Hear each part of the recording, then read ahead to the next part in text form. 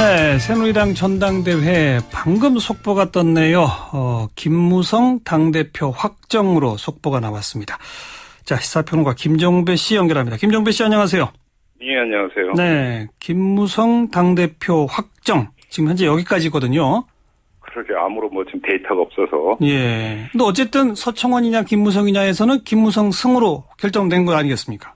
그렇습니다. 지금 이게 이 경선 룰이 선거인단 투표가 70% 반영되고 여론조사 결과가 30% 반영되도록 되어 있었거든요. 예. 그래서 이제 결정적인 건 당심이기 때문에 그 여론조사나 이런 지표에서는 김무성 후보가 앞서는 걸로 나왔지만 당심이 어떻게 움직일지 몰라가지고 좀 조심스러웠는데. 그렇죠. 근데 전반적인 예측대로 김무성 후보가 일단 당 대표가 됐군요. 네. 자, 그 의미 우선 뭐라고 봐야 됩니까? 일단은 이 전당대회가 치러지기 직전까지의 여권의 상황, 나가서 새누리당의 상황을 좀 복귀해 볼 필요가 있을 것 같습니다. 예.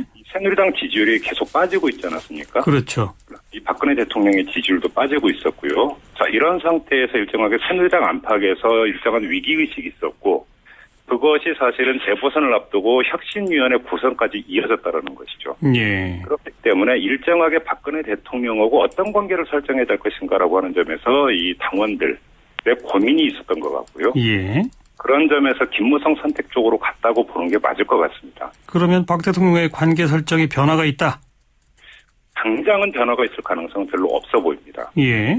이게 이제 문제는 인사청문 정국이 지금 마무리 수순에 들어가 있기 때문에 아마 내일쯤으로 예상이 되고 있는데 김명수, 정성근 후보자 내지 정종섭 안전행정부 장관 후보자까지도 포함이 될 수 있을지는 모르겠습니다만은 네. 그거에 대해서 어떻게 처리하느냐에 따라서 박근혜 대통령이 출구를 찾을 수 있느냐, 그렇죠. 그래서 지지율 반등의 여지를 확보할 수 있느냐, 예. 이것이 하나 이제 주요한 요인이 될 것 같고요. 만약에 일정하게 다시 반등의 여지를 찾는다라고 한다면 새누리당 새 지도부가 굳이 당장 각을 세울 이유는 없는 것이죠. 그렇죠. 예. 그리고 또 한 가지는 이번 730 재보선이 끝나고 나면은 총선이 있을 때까지 큰 선거가 없다라고 하는 것입니다. 총선은 2016년 4월이나 돼야 됐고요. 그렇습니다. 근데 일반적으로 이 당청 관계에서 뭔가 파열음이 나면서 이 각을 세우는 것은 보통 이제 선거 국면을 전후로 해서 나타나는 것이 일반적인 양상이기 때문에. 예.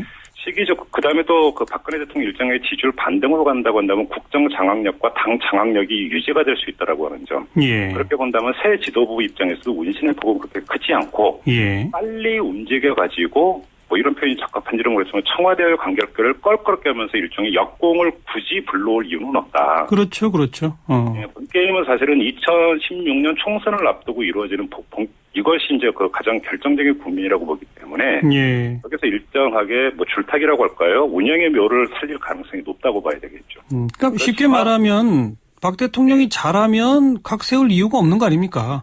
물론 그렇습니다. 그러니까 인사나 이런 데서 박 대통령이 문제를 일으켜가지고 국정 운영력이 장악력이 떨어진다거나 지지도가 빠지면 이제는 새누리당이 가만히 있지 않고 청와대와 각을 세우게 된다. 이런 거 아니겠습니까? 여기서 또 하나의 근데 요인은 있는 거죠. 김무성 새 대표가 이 대권을 꿈꾸고 있다라고 하는 것이 정설 아니겠습니까? 예. 그런 상태에서는 새로운 리더상을 자신이 대표로 있을 때 국민에게 각인을 시켜야 된다는 겁니다. 그렇죠. 그런데 예를 들어서 거수기 정당의 대표로서 기능을 한다면 차기 리더로서의 자기의 면모를 부각시킬 수가 없는 것이죠. 예. 바로 이 점 때문에 일정한 독자 행보는 이루어질 수 있을 테지만 독자 행보의 행동 반경이 어디까지이냐. 예. 이거는 박근혜 대통령의 지지율에 종속되어 있다고 보는 게 맞다라는 것이죠. 그렇죠. 쉽게 말하면 박 대통령이 잘하느냐 못하느냐에 달려있다 이거죠. 그렇습니다. 네. 예. 자, 그리고 여야 관계에는 어떤 변화가 좀 있을까요? 지금 말씀을 드린 것처럼 여당과 야당의 관계에서 항상 문제는 여는 빠지고 청와대와 야의 관계가 형성이 되어 왔던 게 우리나라의 계속 나타났던 모습 아니겠습니까? 예. 여기서 여당이 일정하게 집권 여당으로서 조정 기능을 얼마나 해들어갈 수 있느냐. 청와대와 야당 사이에서 일정한 자율성을 확보해 들어가면서 경우에 따라서는 청와대의 쓴소리를 하고 집권 여당의 힘을 가지고 야당과 다시 또 합의를 도출해 들어갈 수 있는 자생력이 있느냐의 문제가 관건 아니겠습니까? 예. 이 점은 조금 전에 말씀을 드렸던 만약에 김무성 대표가 대권을 향해서 나아가려고 하고 자신의 독자적이고 대중적인 리더상을 만약에 구축하려고 한다고 한다면 더 거기서 야당과의 관계에서 일정하게 청와대에서 어떤 상대적 자율성을 누리려고 하는 측면은 분명히 있을 거라는 겁니다. 예. 그런데 문제는 그러면 그럴수록 야당의 고민은 시선이 야당한테 가는 것이 아니라 여당한테 갈 수가 있다라고 하는 점. 그렇죠. 김무성 대표 새누리당이 주목받게 되겠죠. 그렇죠. 이제 그게 사실은 야당의 고민인 것이죠. 예. 네네. 야당은 이제 그런 것을 더 능가하는 뭔가 대안을 만들어야 되지 않겠습니까?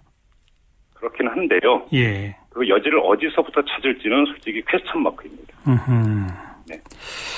자, 그러니까 지금까지는 사실 관리형 대표 체제였다고 봐야 되지 않겠습니까? 거의 대행자라고 보는 게 맞겠죠. 이제는 관리형이라는 표현도 이제 할 수 있고요. 예. 이제는 뭐 실세형 이렇게 부르면 어떨까요?